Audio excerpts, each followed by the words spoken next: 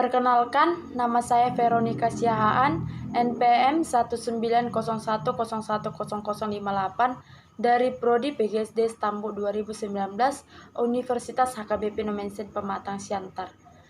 Baik, di sini saya akan menjelaskan tentang metode, media, pendekatan dari puisi dan cerpen. Baik, saya akan memulainya. Yang pertama itu puisi.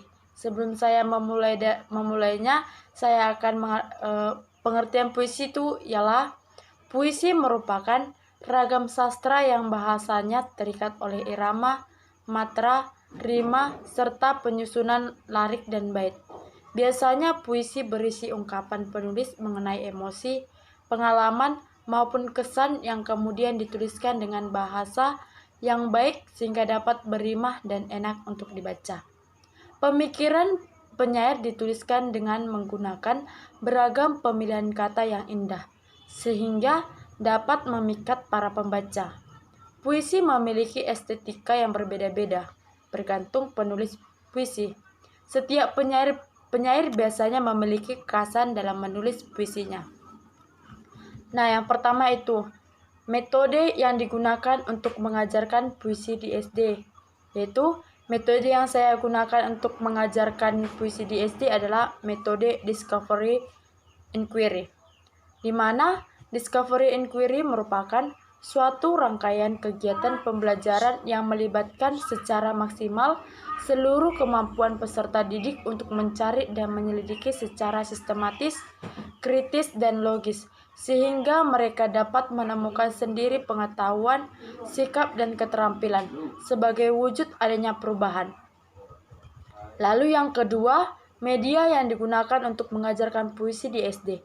Media yang saya gunakan untuk mengajarkan puisi di SD itu yaitu media gambar, di mana masing-masing siswa diberi satu gambar dan mencermati gambar tersebut. Langkah pertama yaitu siswa diminta mengamati gambar dan berimajinasi tentang gambar untuk dituangkan dalam bentuk puisi. Agar siswa lebih mudah dalam membuat puisinya, guru juga memaparkan berbagai contoh diksi dan gaya bahasa yang sering dipakai dalam membuat suatu karya berupa puisi, agar hasil karya siswa lebih indah dan bernilai seni.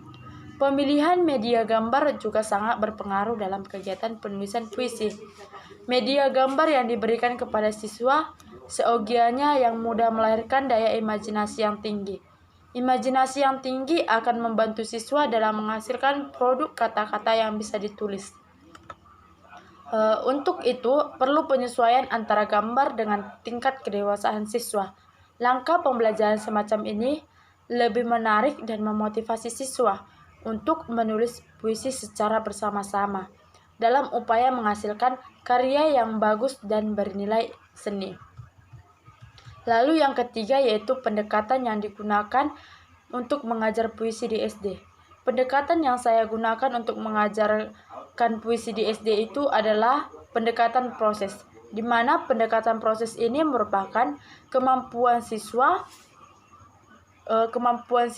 untuk mengelola atau memperoleh yang didapat dalam kegiatan belajar mengajar, yang memberikan kesempatan seluas-luasnya pada siswa untuk mengamati, menggolongkan, menafsirkan. Pendekatan proses adalah pendekatan pembelajaran yang menekankan pada proses belajar mengajar, yang menuntut aktivitas peserta didik dalam memperoleh pengetahuan, keterampilan, dan sikap serta dapat menerapkannya dalam kehidupan sehari-hari. Pendekatan ini merupakan pendekatan yang didasari atas suatu pengamatan terhadap apa yang dilakukan oleh seorang guru, di mana guru diharapkan untuk berupaya agar siswa terlihat langsung dan aktif, sehingga siswa dapat mencari dan menemukan konsep serta prinsip berdasarkan pengalaman yang dilakukannya sehari-hari. Lalu yang kedua itu, baik, saya akan menjelaskan tentang cerpen, sedikit tentang cerpen, yaitu cerpen. Cerpen merupakan suatu karya sastra dalam bentuk tulisan yang mengisahkan tentang sebuah cerita fiksi lalu dikemas secara pendek, jelas dan ringkas. Cerpen biasanya hanya mengisahkan cerita pendek tentang permasalahan yang dialami satu tokoh saja. Seperti yang kita ketahui, cerita pendek adalah jenis cerita yang kurang dari 10.000 kata panjangnya. Jenis pertama dari cerpen adalah cerpen pendek. Dan seperti namanya, cerita pendek yang satu ini cenderung lebih pendek daripada jenis cerita pendek lainnya. Panjang kata dari cerpen pendek yaitu sekitar 500 hingga 700 kata. Karangan fiktif yang satu ini biasanya digunakan untuk menjelaskan sebuah kejadian dengan bahasa yang singkat, padat, dan perhatian dan efektif. Bagian pembukaan biasanya sangat sedikit, sekitar 1 hingga 2 paragraf saja, lalu ke bagian konflik inti. Bagian akhir juga biasanya lebih sedikit daripada jenis cerpen lainnya. Baik, yang pertama itu metode yang digunakan untuk mengajarkan cerpen di SD. Metode yang saya gunakan untuk mengajarkan cerpen di SD itu yaitu metode comparative learning. Di mana metode comparative learning ini adalah pembelajaran yang secara sadar dan sengaja menciptakan interaksi yang saling mengasihi antar siswa.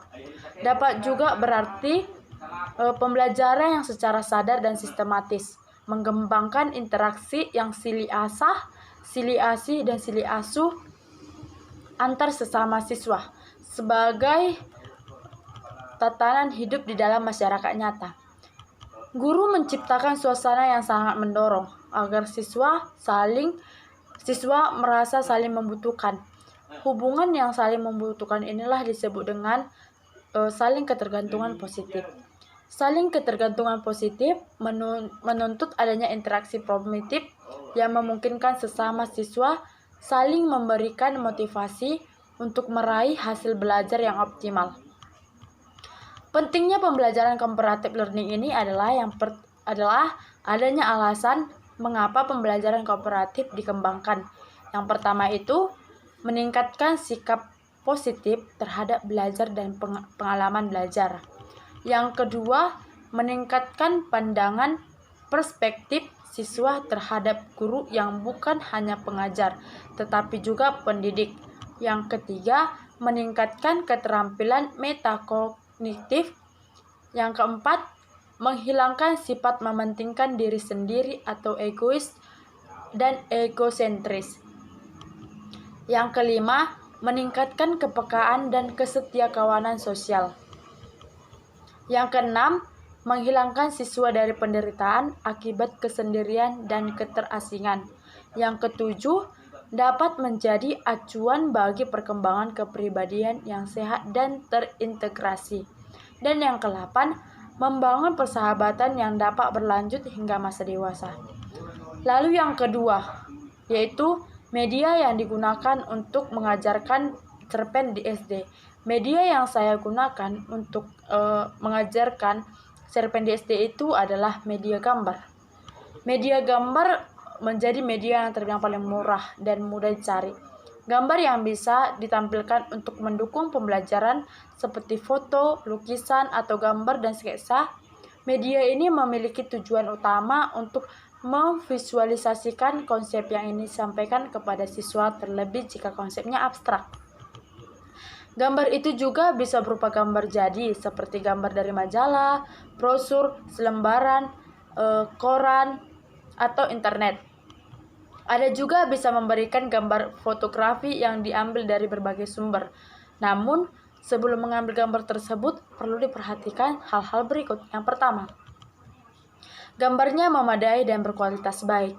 Yang kedua, berukuran cukup besar dan bisa jelas ketika diamati oleh siswa. Yang ketiga, bukan merupakan gambar bohong. Yang keempat, menarik perhatian dari anak. Media gambar dapat membantu daya nalar peserta didik untuk mengungkapkan dan menjelaskan apa yang dilihatnya. Kemudian, menuliskannya dalam bentuk cerita pendek. pesan yang tersirat dalam gambar diungkapkan dalam bentuk kata-kata atau kalimat sesuai dengan kemampuan imajinasi siswa tersebut. Lalu yang terakhir itu adalah pendekatan yang digunakan untuk mengajarkan cerpen di SD.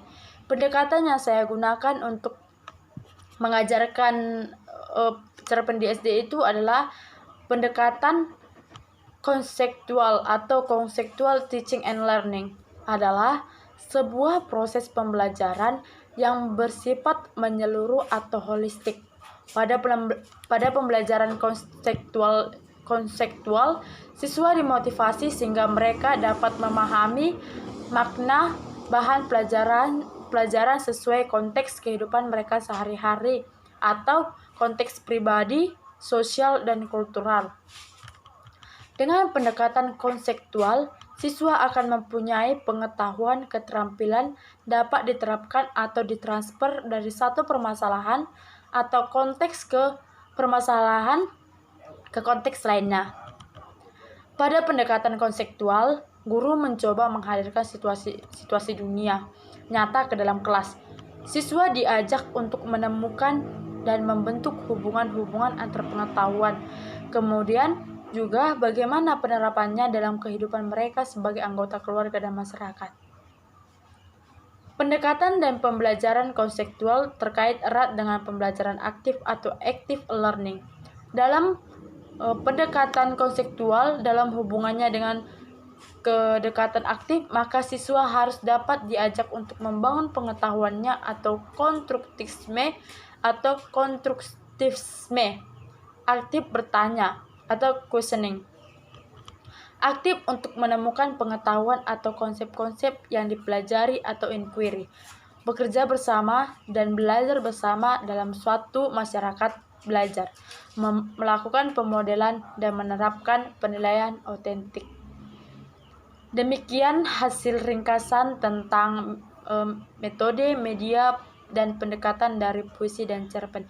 Jika ada kesalahan kata atau kalimat, saya mohon maaf. Terima kasih. Shalom.